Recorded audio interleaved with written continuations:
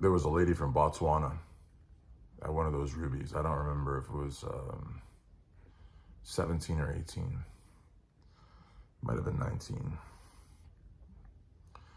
She was from Botswana, and she was there with her husband. He was from Burundi. African couple, nice people. And huge supporters of Big Lenny. Big Lenny had a big following in Botswana. And anyways, the reason I wanted to share this video is because I think that a lot of times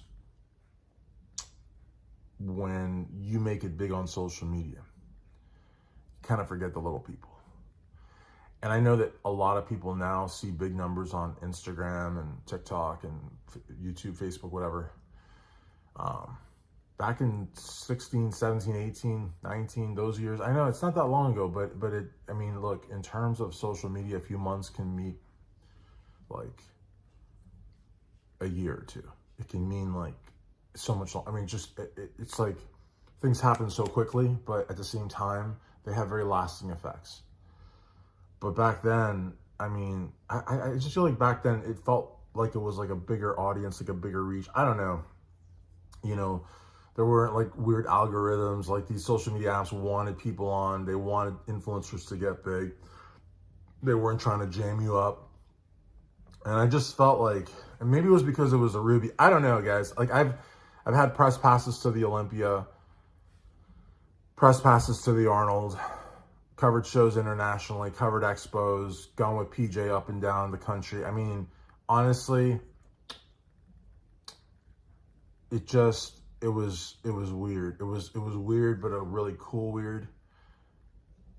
Look, the Ruby, even if you go to the Ruby without those guys there, you feel something because it's like their show in a way. It's Delray Beach. I mean, you know, it's just, I don't know. I mean, the Ruby's actually not in Delray Beach. The Ruby's in, I believe it's in West Palm. I believe. Is it West Palm or is it? No, it's in Boca. It's in Boca. Palm Beach is huge. But all throughout Palm Beach, the Misfits, Jason, all those guys, they're larger than life. But then even more so now, like they've, you know, kind of retired a little bit, you know. I said retired, not retarded, by the way. People sometimes think I'm saying retarded when I say retired. I'm not calling, you know, Prince Andrew and Brad, I'm not calling them retarded. I said that they retired. And they kind of did. I mean, because, you know, like they're not putting out videos, I don't think. But, I mean, shit. I mean, Brad didn't even, I shouldn't say that, but, like, I don't know what went down between Brad and Lenny, but for as close as they were for all those years, I'm shocked that Brad didn't make a formal public announcement. But, hey, maybe they did it private. I don't know. But the Ruby just had this weird feeling. I keep saying weird. I know weird sometimes is not a positive. It is a positive, but it was weird because it was like, first of all, it's not a big show in terms of like its pecking order in the NPC. I mean, it's not a national show. In terms of Florida, it's a big show. In terms of the people that have done that show, it's phenomenal because GCBB Promotions, they do a phenomenal job. They've always put the athlete first, and they just, you know, they're just all about that life. But it's not a big show like the Arnold Classic or the New York Pro or the Olympia. It's just not. It just isn't. And it feels like it is. And I think it's because of the Misfits. Anyways, I'm sorry for that huge tangent. I want you to get an idea just how special this show is from beginning to end and in the middle and everything in between. Because, and even in the lead up and afterwards, it's like the thing. I mean, it's like a big deal. These folks came from Burundi, which is not, look it up. Burundi's like in the middle of, I think, Southern Africa somewhere. It's not a short flight. They came all the way from Burundi, okay? And he was so nice to them. You know, he posed for photos with them.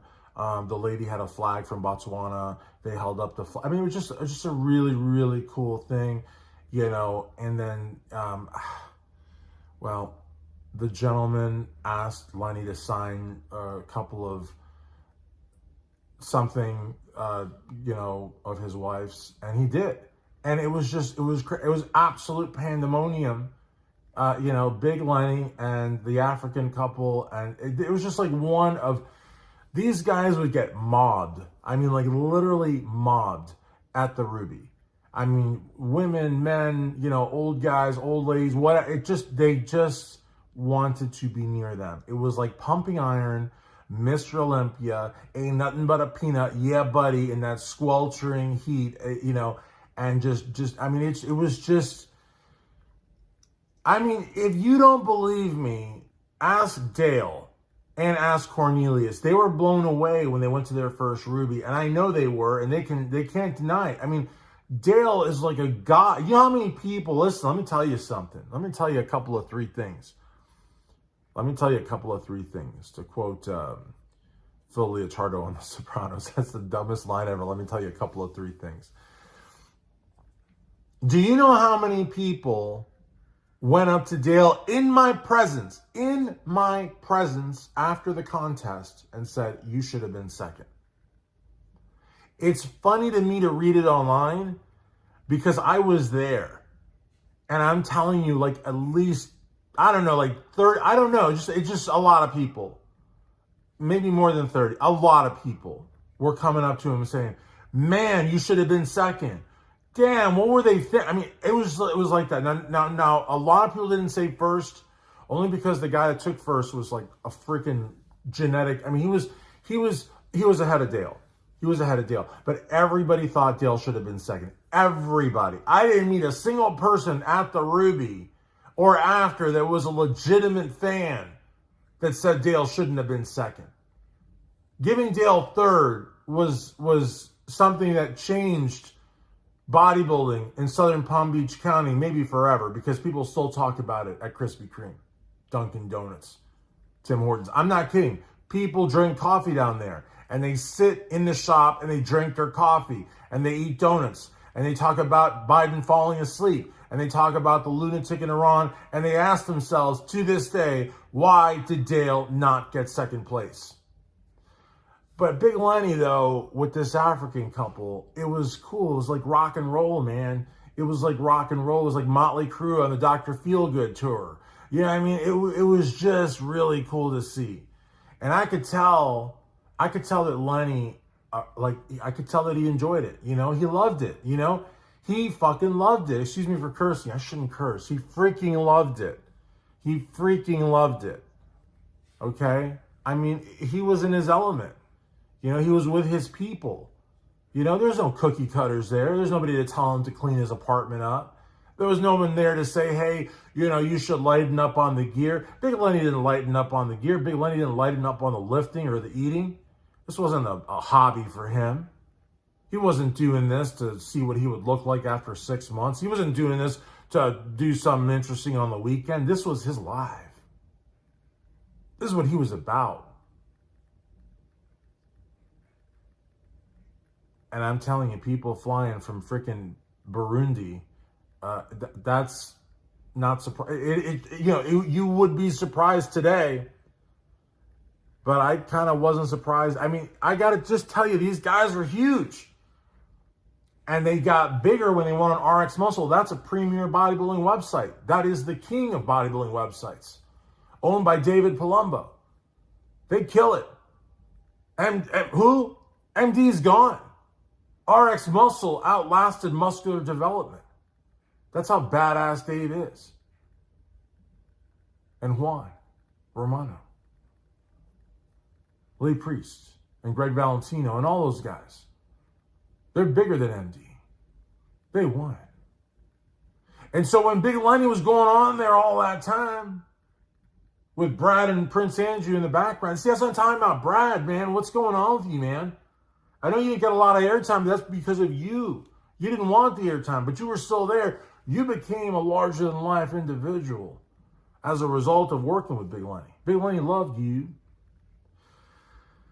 But listen, shit happens. Shit happens. Look at Jay, what's his face? You know, Jay, I mean, they banished him, and that was over words, I think. I don't think those guys ever threw down, but maybe, I don't know. And look at Jason. I mean, Jason's doing real well. Real well. And I'm proud of him. I'm happy for him. But, you know, when Jason left the scene and, you know, then everything came down to Big Lenny. You know, so, you know, I'd like to say I was surprised that an African couple, like, flew halfway around the world to meet Big Lenny at the Ruby, but I'd be lying. Because that's how big the guy was. And he loved those people. He loved all of his fans. He loved everybody. Those people were his people. That sport, that was his sport. That sport was his life. That sport was not a hobby to Lenny. You don't meet people like that very often. There's people that have won the Mr. Olympia that aren't like that. I'm talking about people that eat, sleep, dream, and piss bodybuilding.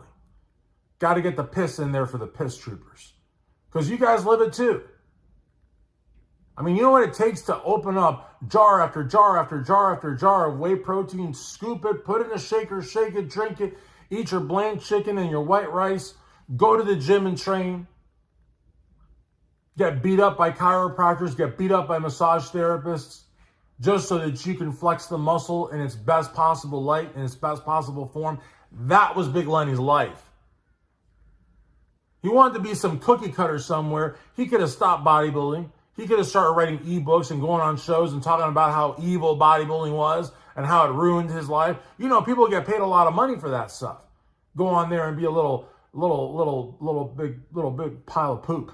You know, a little sad, sob story over there talking about how miserable. People pay for that because people don't like bodybuilding. They don't like supplements. They don't like steroids. They don't like people being jacked. They don't want guys being alpha. They want guys being betas and cucks and doormats. Of course, people pay for that.